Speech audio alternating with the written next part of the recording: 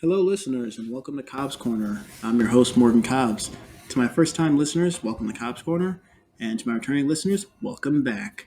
Hope that everyone had an amazing new year. 2023 is going to be a great year for all of us because we are going to make it a great year. I'm so excited to cover the upcoming movies and TV shows this year.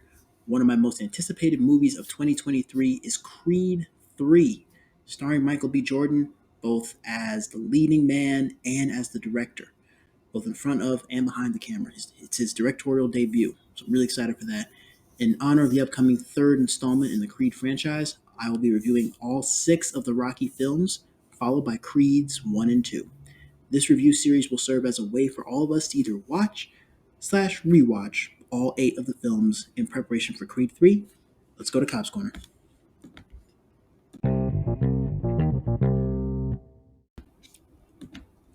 We'll be starting off this review series with our first film, which will be Rocky, which came out in the year 1976. Rocky is a story of Rocky Balboa, the Italian stallion, a struggling boxer living in Philadelphia, Pennsylvania, who gets the opportunity to challenge Apollo Creed for the title of World Heavyweight Champion. This film parallels its male lead, Sylvester Stallone's real life struggle to get this film made, as he himself was a struggling actor at the time who had written the screenplay for this movie. The film stars Sylvester Stallone as Rocky, Talia Shire as Adrian, Burt Young as Pauley, Carl Weathers as Apollo Creed, and Burgess Meredith as Mickey.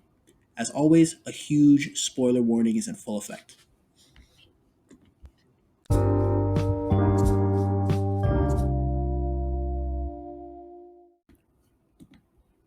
The film opens in November of 1975 as Rocky's doing a club boxing match in his hometown of Philadelphia, Pennsylvania, against Spider Rico. We see how Rocky is a down on his luck, struggling boxer who lives in a one-bedroom apartment and even comes off as a bit socially awkward. He has a day job as a collector slash leg breaker for this loan shark named Tony Gazzo, played by Joe Spinell. Rocky knows that what he's doing is wrong, and his true passion in life is boxing. One night he goes to his local bar where he finds his friend Pauley, who is a bit of an entitled jerk who doesn't really work for what he wants and expects handouts.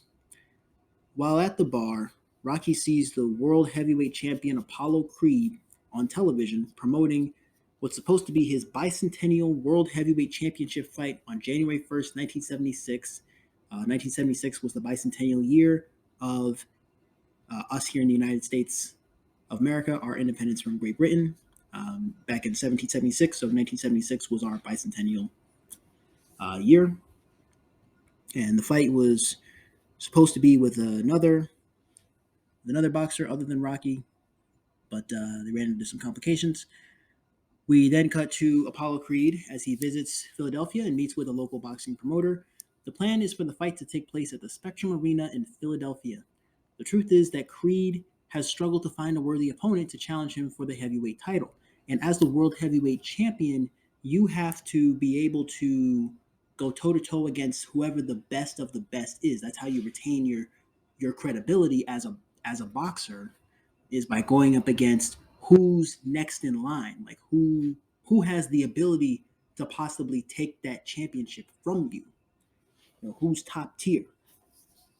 So, Creed, a lot of his opponents, I think one of them was injured, another one was like fighting in France that same weekend, and so he's struggling to actually find a contender who can actually like go toe to toe with him.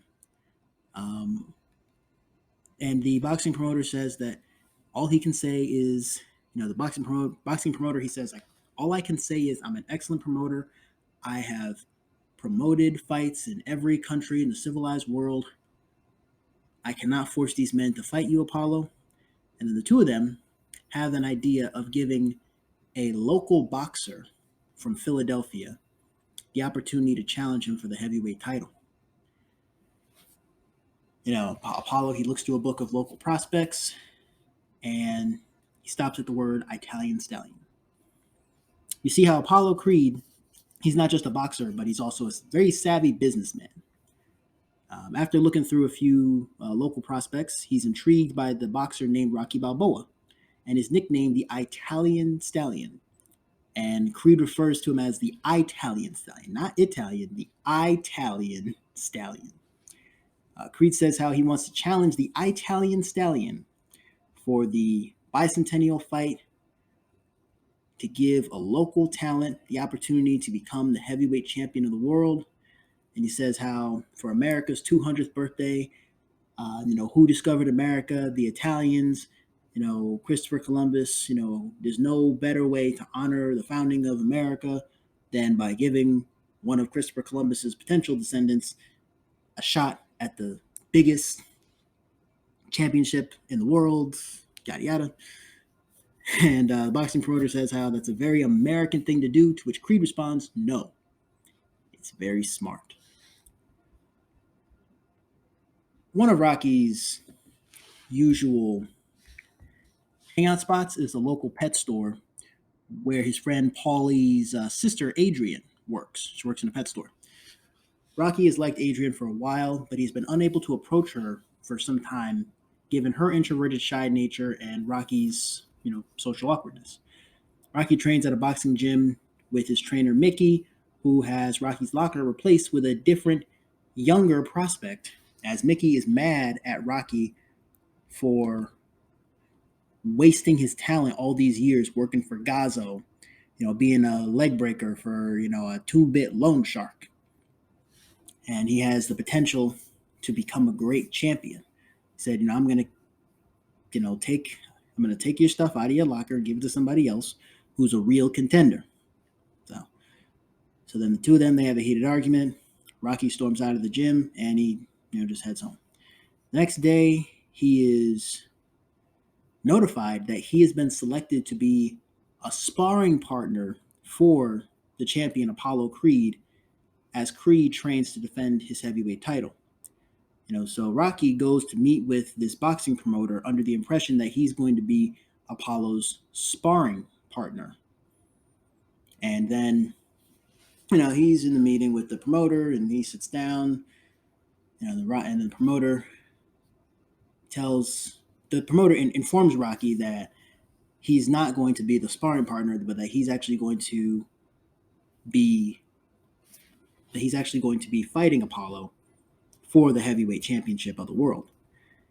To which Rocky initially says how he's not qualified. It's like, I don't think I can do it. And then the promoter just kind of sits down and he asks Rocky, says, Rocky, do you believe that America is the land of opportunity? To which Rocky says yes. And then the promoter clarifies how Rocky will be facing off against Apollo for the heavyweight championship of the world, and he will be paid a whopping $150,000 just to fight him. Win or lose, he gets $150,000. Already a huge payday, a huge upgrade to Rocky's lifestyle. Upon finding this out, Rocky has now become a bit of a local celebrity. He's getting a lot of recognition and after getting tapped to challenge Apollo for the world heavyweight title, Mickey goes to Rocky's apartment and says how he wants to not only be Rocky's trainer, but to also be his manager. Mick says how when he was a boxer in his prime, he didn't have a manager and he therefore didn't get a whole lot of recognition, even when he knocked out an opponent, and how he wants Rocky to be a great boxer. And in order to do that, he will need a manager.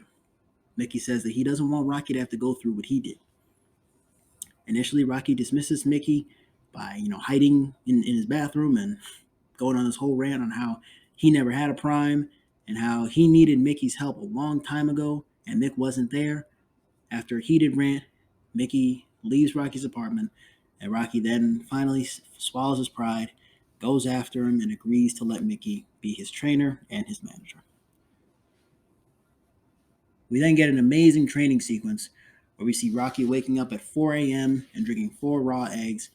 Now, this was the scene. Now, I talked about this on the episode that I did with Backlook Cinema. Shout out to Zoe. Shout out to Zoe on Backlook Cinema. Definitely check his podcast out. Dude's amazing.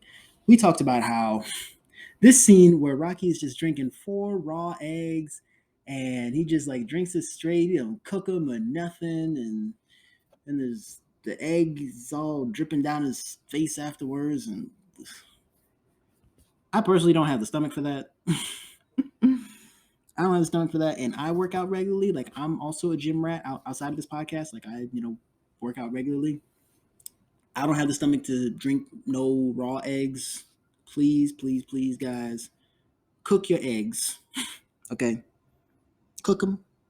All right, do not drink them raw, please, or eat them raw. Just don't. All right, this is only a movie. Rocky goes running through downtown Philadelphia, and for the first time, does his iconic run up the steps of the local art museum. This film has some really iconic training sequences that I highly recommend that you guys check them out. In a promotion for the fight, Rocky and Apollo go on a local news station to officially announce their fight, and Rocky even gets a shout out. Well, gives a shout out to Adrian, who is now his girlfriend. Rocky's friend Pauley has been asking him for his old job as a leg breaker for Gazzo, to which Rocky dismisses Pauley's request, given that he's done with that life and he doesn't want to see Pauley go down that same road that he went down. In another promotion for the fight, Pauley brings Rocky to the meatpacking factory that he works at, to which Rocky finds out that Pauley had brought the news there, unbeknownst to Rocky. Pauley just brings Rocky to his job, and Rocky did not know that there was a camera crew there or anything like that. So Rocky beats on some dead cow carcasses on live TV and is very, very sore. Very sore afterwards. And, he points out that this is a common training technique of his. So upon returning, I think he goes back to Adrian's house. Rocky's very sore, and Adrian tries to console him. And she even says, you want me to rub you down? Or it's then Rocky, he's very sore. He dismisses Adrian as, he sits down and heals from his wounds. He's like, hey, come on, no fooling around. There's no fooling around during training. I got to stay strong. So, yeah, that just shows you the amount of discipline that Rocky has. That's what mode he's on. He's so disciplined. It's he doesn't even want to, be consoled by his woman. He's got that level, laser sharp discipline. No matter what, I'm gonna be at my best on fight night. The night before the fight, Rocky goes to the Spectrum Arena and sees how the picture of him in the arena shows him wearing red shorts with a white stripe, which on the Backlook Cinema podcast, when we reviewed Rocky, we actually pointed out how in actuality Rocky would be wearing white shorts with a red stripe. Rocky points this out to the promoter, who is there as well, to which the promoter responds that Rocky just has to fight well. It doesn't matter what color his shorts are. This was an actual mistake that was made. On Backlook Cinema, we pointed out how this was an actual mistake made by the props department during production. So they figured they'd just tear off the Band-Aid and make it a part of the film and actually address it. And actually address it and not have it be some Easter egg that, some podcaster would find almost 50 years later.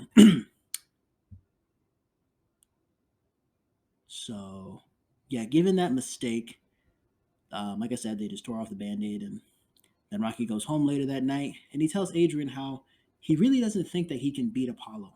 He doesn't really think that he can knock him out, but that if he could just go the distance, then that would prove to all the bullies and haters that he had growing up, it proved to anyone that whoever looked down upon him, prove all them wrong.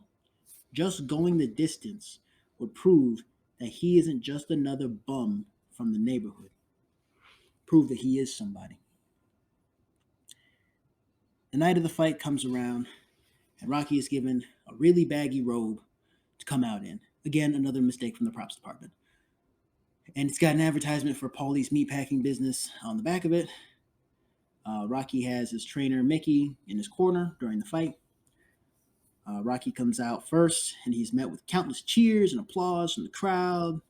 Apollo Creed enters the arena.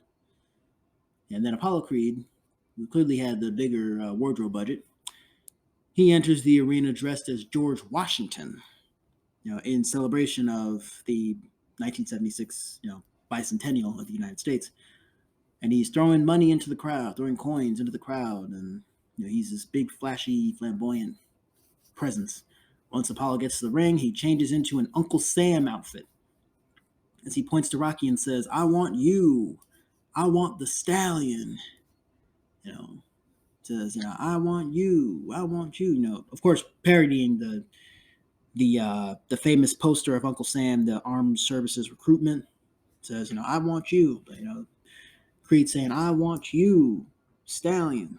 And he goes on to say how Creed in 3, that he said he thinks he's going to knock out Rocky in 3 rounds. Like, Creed in 3, he tells the crowd.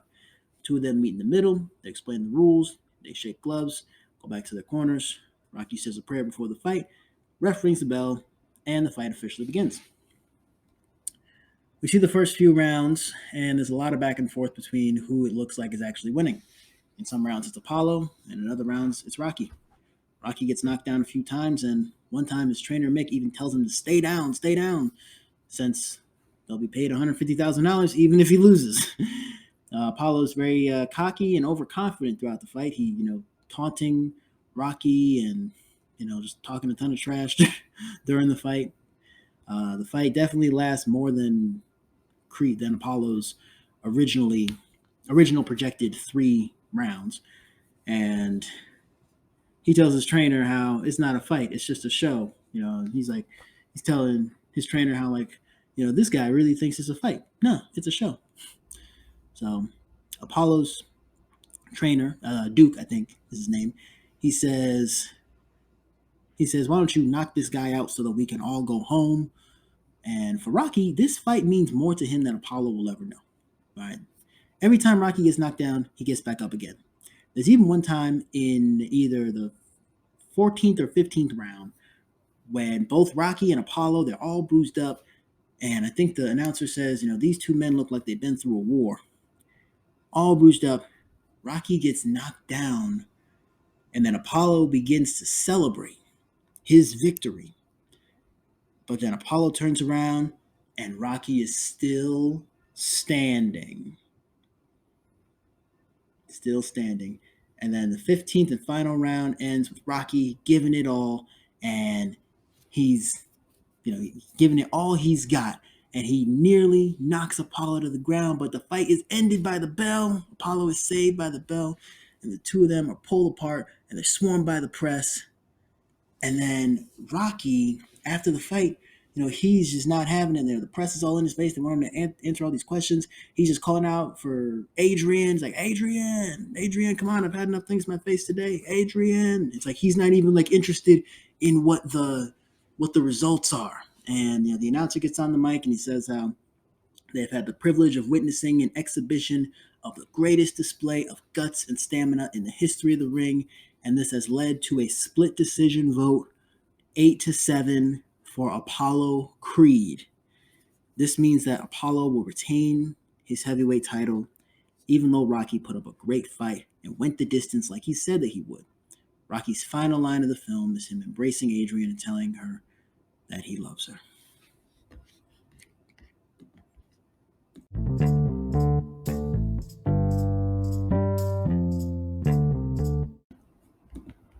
Rocky is a timeless tale of a true underdog story. Rocky Balboa goes from being a local boxer who's struggling to get by to being given a shot at the biggest title in professional boxing in his division. And whether he won or lost, just the sheer fact that he was given this grand opportunity to challenge the best of the best is a huge upgrade to his lifestyle. Rocky trained and trained and trained harder than he has ever trained before in his life, and he went the distance against the world heavyweight champion, Apollo Creed. His sheer drive and determination to win is an inspiration to us all. When you're at the very bottom of your division, when you've hit rock bottom, and you have the opportunity to climb to the top, you'll do anything to get there. Apollo was overconfident that he thought that he was just going to knock Rocky out in just 3 short rounds. He was this kind of, cocky businessman who's also the defending champion. And he had underestimated the determination and the drive that Rocky Balboa, a nobody, had to become a somebody. He thought he was just going to knock him out in 3 short rounds, and he didn't. Nobody's ever gone the distance with Apollo before. So we'll see in Rocky 2, which is our next film, we'll see what the real impacts that this has had on Apollo. Now, this film started off the beloved Rocky franchise almost 50 years ago. A franchise that's still ongoing, that they're still doing. Well, I mean, now we're in the Creed franchise, but this movie it spurred 5 sequels. There were 6 Rocky movies total. There was Rockies, there was this one, and then Rockies 2, 3, 4, 5, and then Rocky Balboa. And now the spin-off franchise, Creed 1, 2, and later this year we'll get Creed 3. After the ending of this film, we're all anxious to see where the story goes from here. But for now, on to the current nerd news.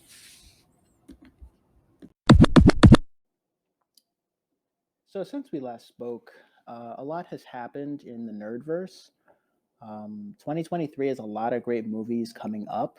I'm so excited for Ant-Man and the Wasp: Quantumania as it hits theaters on February 17th, which is actually coming up pretty soon. This movie will be the perfect conclusion to the Ant-Man trilogy, while also being the kickoff to Phase 5 of the MCU and the introduction of the new big bad of the MCU, Kang the Conqueror. We got a teaser for Kang in the season finale of Loki as He Who Remains, Kang variant. I like how they're introducing us to Kang in Quantumania first and using it as a build-up towards Avengers Secret Wars and Avengers Kang Dynasty. I'd like to see what Kang's origin story is in terms of his motivation and his conquest, which we may or may not see in Ant-Man and the Wasp. They may do with Kang what they did with Thanos by giving us his official origin story in a later film, like how with Thanos we got a teaser for Thanos in the Avengers post-credit scene, and then we saw more of him in Guardians of the Galaxy, and then we finally saw him as the main villain in Avengers Infinity War, where we actually get his official origin story and learn what his motives are, and they're pretty justifiable in my opinion. So I'm interested to see where they go with Kang the Conqueror and Quantumania being a sort of a progression towards Secret Wars and Kang Dynasty. So Phase 5 is actually looking pretty promising. Phase 4 was a bit of a mixed bag. Some movies were better than others. It was, I guess, the transition from the Infinity Saga to the Multiverse Saga. But, Phase 4 is in the books. Phase 5, looking ahead, it looks very promising. Even Guardians of the Galaxy Volume 3 hits theaters on May 5th. And it's about to be epic. All right, we're finally going to get this film after so much back and forth. And then the COVID-19 pandemic happened. So this may end up being James Gunn's last Marvel movie that he directs, given that he's now an executive producer an executive at Warner Bros. Like he's one of the guys who's running Warner Bros. And he's got his new vision for the DC Extended Universe. So he may just be preoccupied. He may not direct any more Marvel movies. Who knows? And he's even said that he has plans to bring some of the Guardians of the Galaxy cast into his new DC Extended Universe. In 2018, James Gunn was fired from Marvel over some old tweets that he made a million years ago that he actually apologized for. So he became another victim of cancel culture, which I do not endorse at all, ever. I think it's one thing to make a mistake. It's another thing to own up to it and apologize for it. He was still fired, and while he was fired from Marvel, James Gunn, he got tapped by Warner Bros. To direct The Suicide Squad, which I greatly enjoyed. It came out in 2021, and I think they filmed it during COVID. Like, it was filmed during the pandemic. Like, I remember summer 2020, they did a whole featurette for it. I liked it. I liked The Suicide Squad, the second one. I had to watch it on HBO Max twice before they pulled it, because it was in theaters and on HBO Max for 30 days. So when it was on HBO Max for those 30 days, I had to watch it twice. phenomenal. After getting tapped by DC back in 2019, Marvel finally agreed to bring back Gunn to direct Guardians of the Galaxy Volume 3, which had its initial release date pushed back, given the fact that these Marvel actors, they don't just do Marvel films, they do other movies, and everybody had signed on to other projects, and so they had to push back the release date, push back production, and then the COVID-19 pandemic hit. So past controversies aside, I did greatly enjoy the Guardians holiday special, which revealed that Mantis is in fact Peter Quill's half-sister. I mean, it's on Disney Plus, so it's not really a spoiler. I don't know. I mean, it's Guardians of the Galaxy holiday special. Check it out if you haven't already. And I've talked about it in previous episodes. I'm interested to see where they go with that new piece of information. And I'm also glad that we're finally going to get Rocket's origin story, and the fact that we do know for a fact that one of the Guardians is going to die in the upcoming film. I'm not entirely sure if that's going to be Drax. I think we don't know for sure who's dying, because that's a spoiler.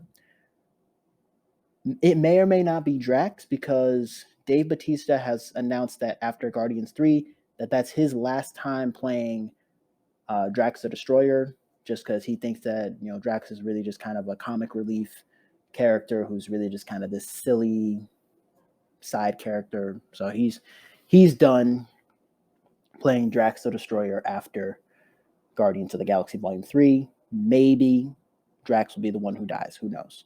But I am interested to see Rocket's origin story. How was he made?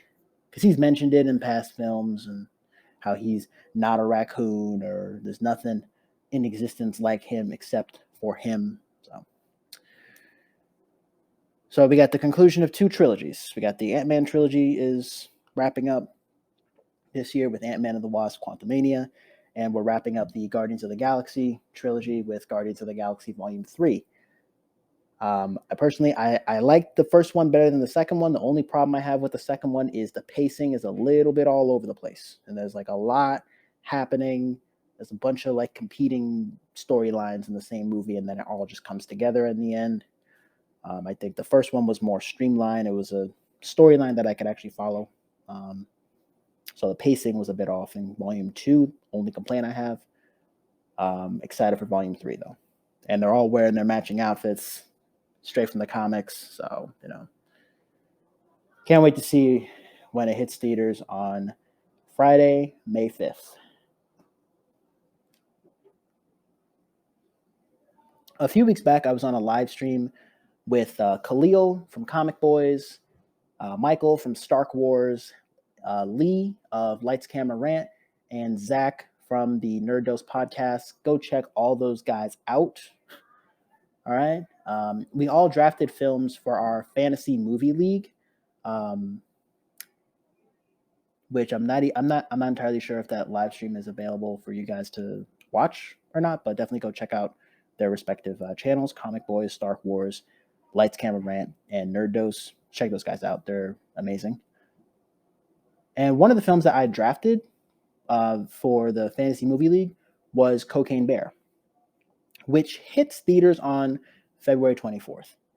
Now, apparently this film is based on a true story, or inspired by true events, I guess back in the 80s, about a bear that got high on cocaine. Now, I'm currently an Eagle Scout.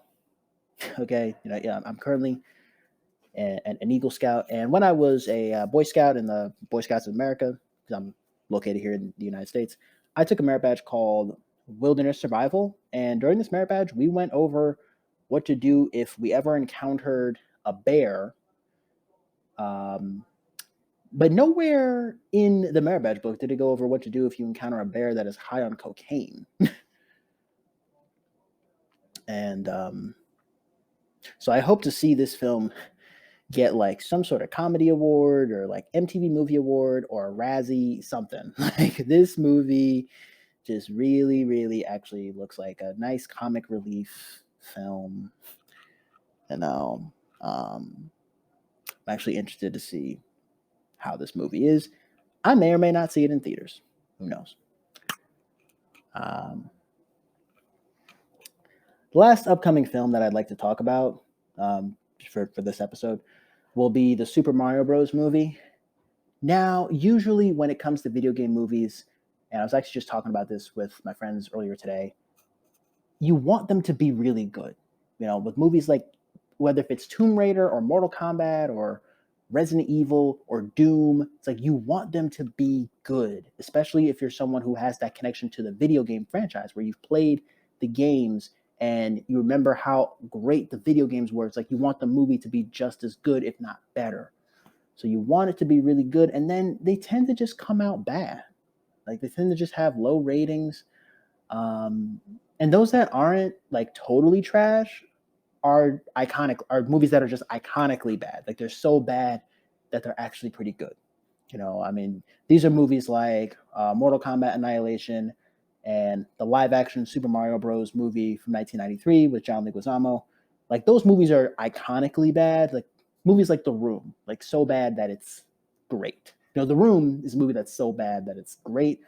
Mortal Kombat Annihilation, so bad that it's good. But then there's movies like Doom, Lara Croft, Tomb Raider, Warcraft, and Uncharted, which were just plain bad, and even have low scores on Rotten Tomatoes. You guys can look this stuff up. All right, low critical scores, low audience scores as well. Now the upcoming Super Mario Bros. Is animated, and maybe it's a different set of rules, a different ballgame for animated movies. And the film does actually look promising. It might break that curse of video game movies just coming out bad. It's got a star-studded cast. It's got Chris Pratt as Mario, Jack Black as Bowser, I think, Anya Taylor-Joy as Peach. It's got Charlie Day, Keegan-Michael Key, just to name a few of the cast members. And it's different because it's animated and not live action. And this film hits theaters on April 7th, and I'm actually excited about it, given all the Mario Kart and Super Mario Bros. That I played on the Wii as a kid. So I actually have a nostalgic connection to this movie. Like I don't have that nostalgic connection to shows like The Last of Us on HBO Max, which has gotten good reviews. But I never played The Last of Us, so and even today, like I'm not the biggest like gamer to begin with, but Super Mario Bros. I want it to be great, and I hope that I'm not disappointed. I hope that it breaks that curse. I hope that it is as great as all of us want it to be, or at the very least as good as all of us want it to be, and it does look pretty promising. So I will do my best to see it in theaters. And although on Super Mario Bros, I never made it to the end of the game, like New Super Mario Bros. For the Wii, I don't think I ever made it past like the second world. I made it to like I want to say I only made it to like the second world. I didn't make it past that. So those are all some of my most anticipated films of 2023. What films are you guys looking forward to in 2023? Let me know in the comments down below, and be sure to tune in next week when we review Rocky 2. Thank you guys for sticking with this podcast. I know we kind of took a little bit of a break. It's been like about a month since the last time I posted. I've just been really busy with, I'm in my last semester of undergrad here at the University of Bridgeport, Bridgeport, Connecticut. So I'm in my last semester of school, and I've just been really busy with like other stuff. So I have not posted weekly or even bi-weekly as I would like to.